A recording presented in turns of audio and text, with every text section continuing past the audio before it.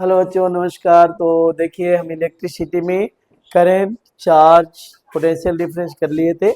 अभी हम जो समझने वाले हैं वो है ओम्स लॉ। ठीक है बच्चों, ओम्स लॉ क्या कहता है? ओम्स लॉ कहता है कि अगर किसी इलेक्ट्रिक सर्किट में यानी कि विद्युत परिपथ में जो चालक है, कंडक्टर है, अगर उसका तापमान सेम है, तापमान नहीं बदलता है, तो जो उसमें पोटेंशियल डिफरेंस है, विभवांतर है, वो धारा के समानुपाती होता है, करंट के प्रोपोर्शनल होता है।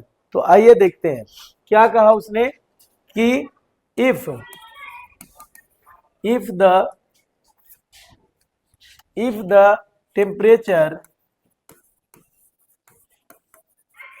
Temperature of conductor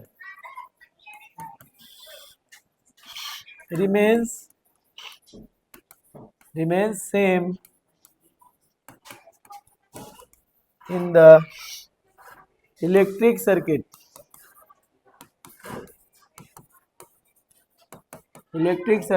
then potential difference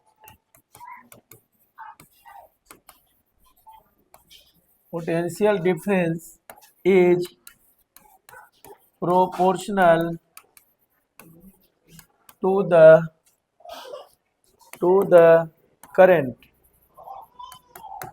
यानी कि हिंदी में कहेंगे इसको कि यदि किसी विद्युत परिपथ में सुचालक का तापमान सेम है, यदि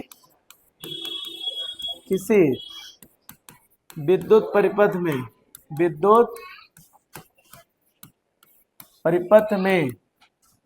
सुचालक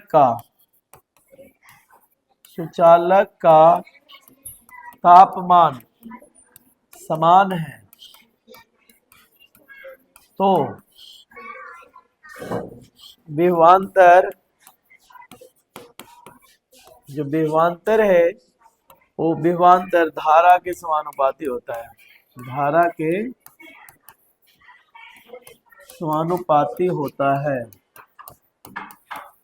के समानुपाती होता है। ये कहा ओम्स ने। यानी कि जो V है बच्चों, वो V क्या होगा? प्रोपोर्शनल होगा करंट का। प्रोपोर्शनल मीन्स कि एक बढ़ेगा तो दूसरा बढ़ेगा। तो अगर पोटेंशियल डिफरेंस बढ़ता है, वोल्टेज बढ़ता है, तो करंट भी बढ़ जाएगा, है ना। ये कहा ओम्स ने, यानी कि V प्रोपोर्शनल I। ठीक है बच्चों, तो जब हम यहाँ से प्रोपोर्शनल का साइन हटाएंगे तो ये हमें मिल जाएगा I R। यानी कि R क्या है?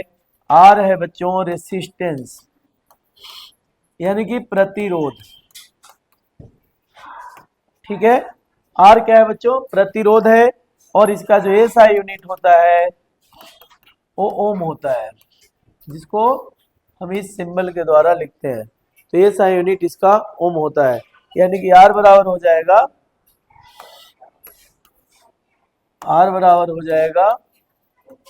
V upon I। तो ये R का फॉर्मूला है। ठीक है, यही ओम्स ने दिया कि मतलब R है क्या? R रेसिस्टेंस है, यानी कि वो जो है करंट का विरोध करता है ना। वो करंट का विरोध करेगा ही करेगा।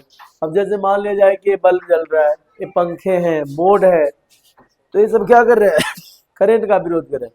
यानी कि वहां पे आकर के करंट या तो लाइट एनर्जी में चेंज हो रहा है ना, हीट एनर्जी में चेंज हो जा रहा है।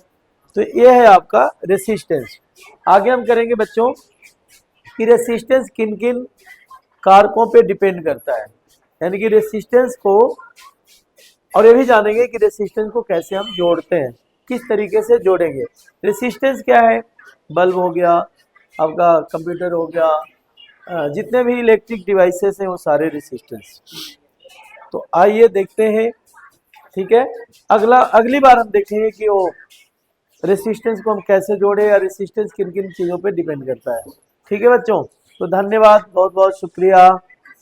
आगे आगे देखेंगे कि रेसिस्टेंस को कैसे हम जोड़ें।